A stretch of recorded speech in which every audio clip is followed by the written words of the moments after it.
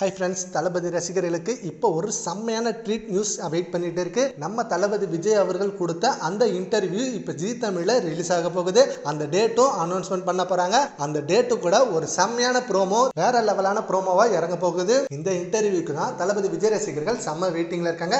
And coming 21 அன்னைக்கு தான் இந்த இன்டர்வியூ ஜீ தமிழ்ல ரிலீஸ் ஆக போகுது.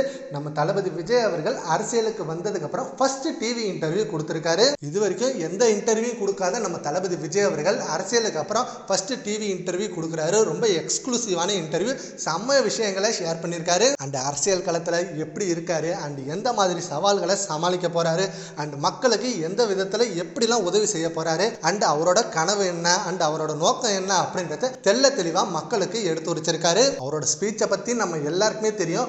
ஒவ்வொரு மாவட்டத்திலையும் போய் அவர் பரப்புரை பேசும்போது அவ்வளோ கூஸ்பம்பா இருக்கு. கண்டிப்பாக இவர் சிஎம் ஆனால் நம்மளுக்கு மிகப்பெரிய பெனிஃபிட் அதிகமாக இருக்கு அப்படின்னு மக்கள் மத்தியில் ஆழமா பதிய ஆரம்பிச்சிருக்கு. தமிழக வெற்றி கழகம் உருவாகி முதல் மாநாட்டிலே இவரோட வெற்றி சதவீதம் எவ்வளோன்றது அந்த கூட்டத்தை காமிச்சாரு. அவ்வளோ பெரிய கூட்டம். ஏன்னா இப்போ நடக்கிற அரசியல் கூட்டத்தில் காசுக்காக தான் வரும் கூட்டம். ஆனால் தளபதி விஜய் அவர்களுக்கு எந்த ஒரு காசும் எதிர்பார்க்காம அப்படி ஒரு கூட்டம் வந்தது.